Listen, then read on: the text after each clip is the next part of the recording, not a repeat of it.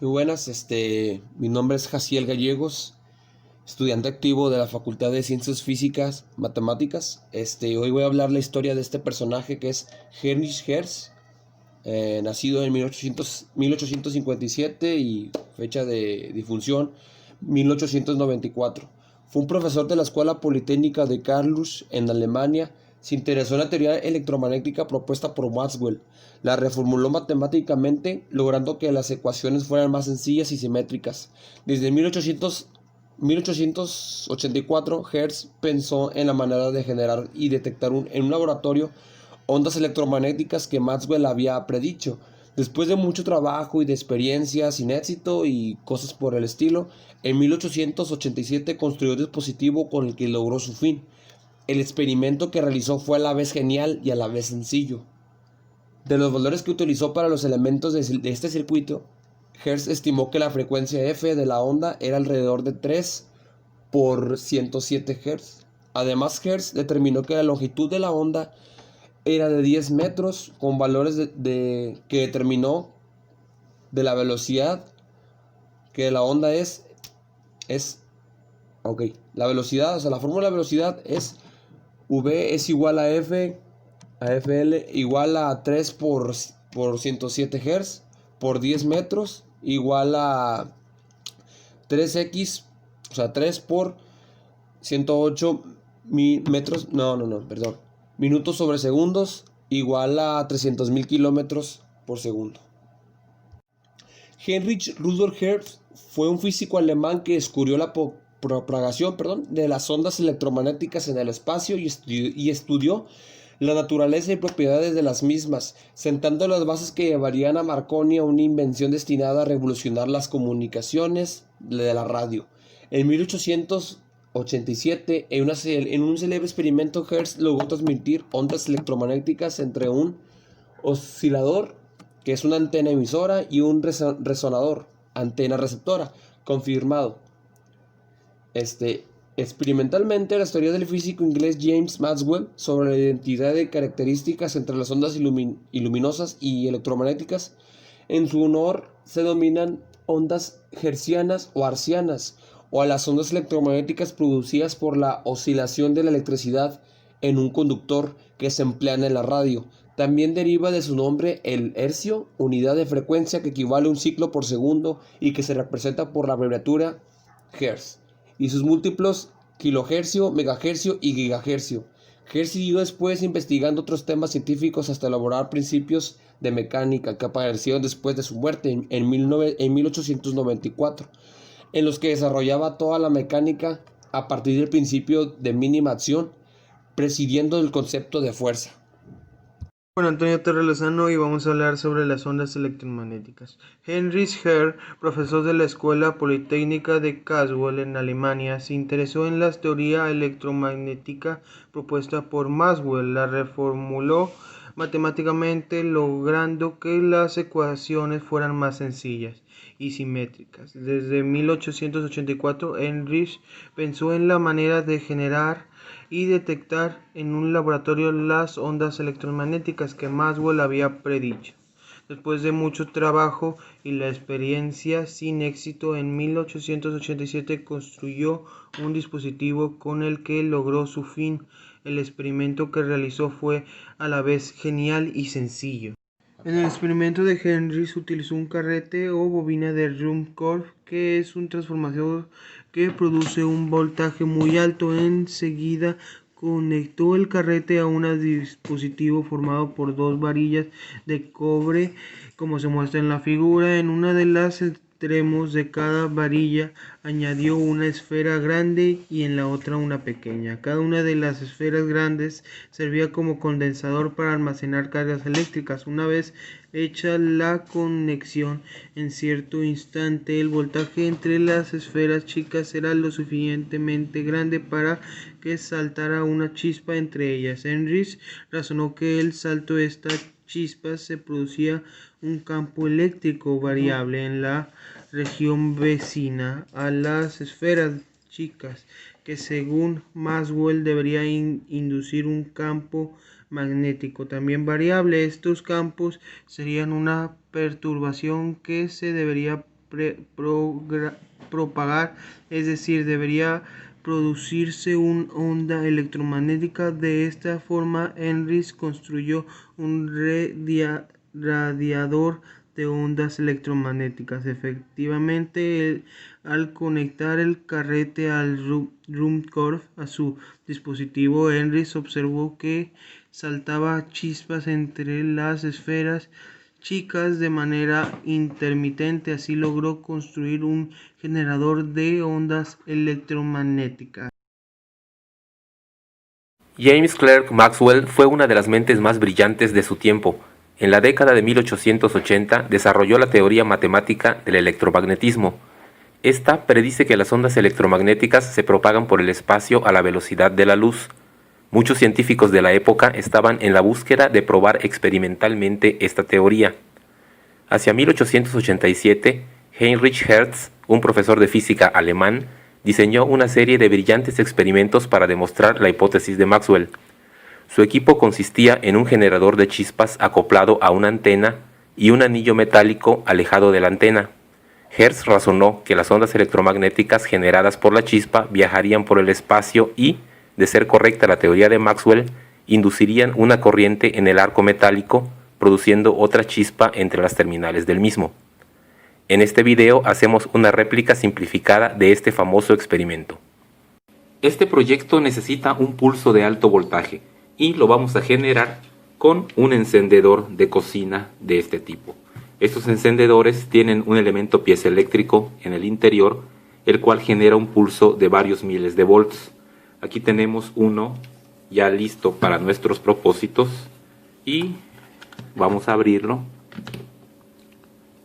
En el interior está el encendedor y este aquí es el elemento piezoeléctrico del cual salen dos cables. Nosotros hemos conectado unos caimanes a los cables de salida, de modo que aquí tendremos el pulso de alto voltaje de salida. Aquí podemos ver cómo al accionarlo se produce la chispa. Aquí tenemos el arreglo que hemos hecho para replicar el experimento de Hertz. Tenemos estas dos varillas metálicas, las cuales están conectadas a nuestro generador de chispa. Y estas placas de aluminio puestas de modo que cuando se produzca la chispa entre las dos terminales, las ondas electromagnéticas deben viajar por el espacio y llegar hasta esta antena. En el experimento original de Hertz se tenía un anillo abierto en donde se generaba otra chispa después de producirse la primera. Aquí no tenemos la potencia suficiente para poder generar una chispa en la antena receptora, pero en su lugar hemos puesto este foco de neón, el cual enciende a unos 60 o 70 voltios y vamos a ver que al producirse la chispa en este punto, viajar las ondas electromagnéticas y ser recogidas por esta antena, el foco va a encender. Vamos a accionar el generador de chispa y veamos. Vemos cómo se produce la chispa y el foco de neón enciende.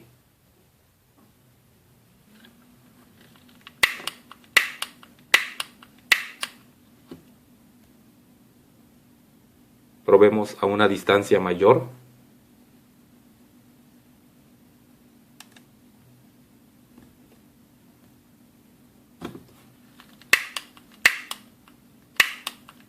Aún podemos ver cómo enciende ligeramente.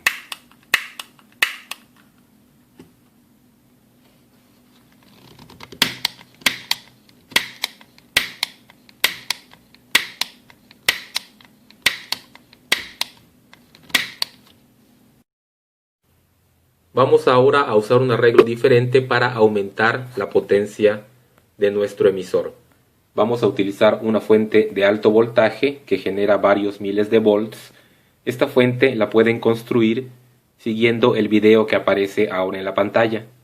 Y tenemos la fuente, la salida de alto voltaje conectada a este capacitor, el cual a su vez se conecta a nuestra antena emisora. El efecto del capacitor es almacenar la energía y soltarla de golpe en cada chispa del emisor.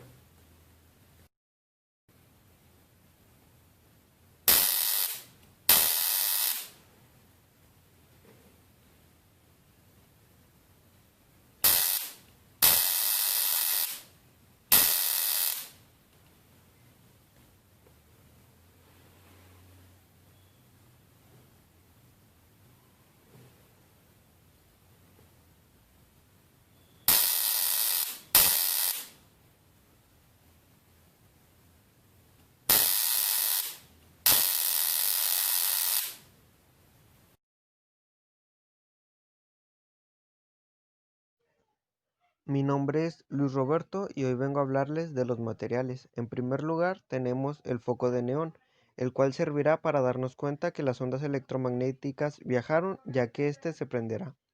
En segundo lugar tenemos el encendedor de cocina, ya que tiene un elemento en el interior el cual generará un pulso de alto voltaje. También tenemos los soportes, los cuales sostendrán las varillas de metal. Las varillas de metal, que es donde se producirá la chispa. También tendremos placas de aluminio que servirán para cuando se produzca la chispa, viajen las ondas electromagnéticas por el espacio hasta el foco de neón. Además tenemos la fuente de alto voltaje que proporciona una mayor cantidad de volts. Y por último tenemos el capacitor que almacenará la energía para soltarla de golpe. Resultados. El resultado que se obtuvo se basa en una copia simplificada del experimento de Hertz a través de la hipótesis de Maxwell.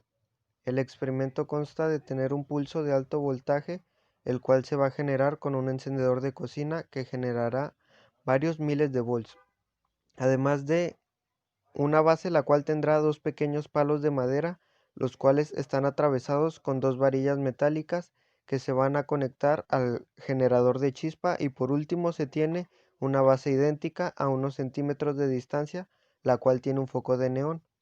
Cuando se acciona el generador se produce una chispa que genera ondas electromagnéticas que se propagan por el espacio a la velocidad de la luz y llegan hasta el foco haciendo que encienda de una manera tenue. Después se utiliza una fuente de alto voltaje conectada a un capacitor, el cual almacena la energía y la suelta de golpe, lo cual producirá que el foco encienda de una manera más potente.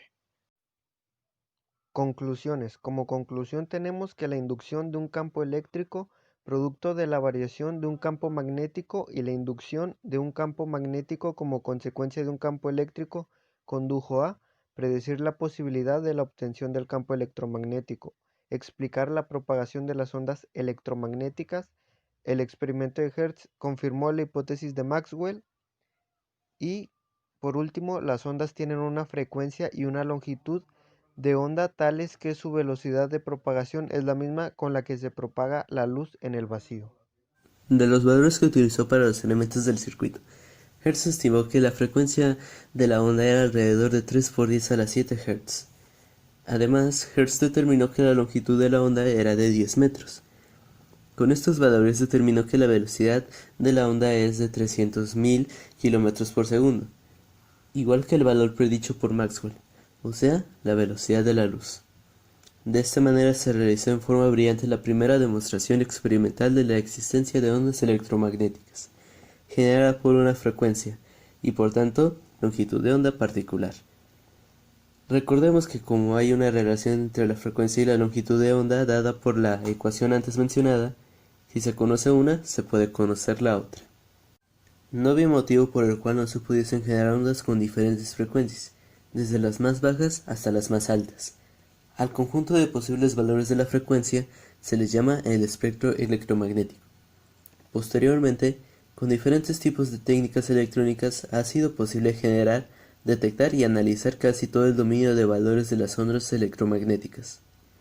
En la figura se muestra esquemáticamente un diagrama del espectro electromagnético, con los nombres que reciben los diferentes dominios.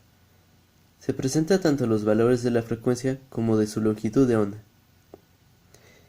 Dentro del espectro electromagnético hay una región entre las longitudes de ondas de 4 por 10 a la menos 5 centímetros hasta 7 por 10 a la menos 5 centímetros, que constituye la luz visible. La retina humana es sensible a ondas electromagnéticas dentro de este dominio. Al llegar estas longitudes de ondas a nuestros ojos nos da sensación de luz. El ojo humano no ve las ondas electromagnéticas que están fuera de este dominio.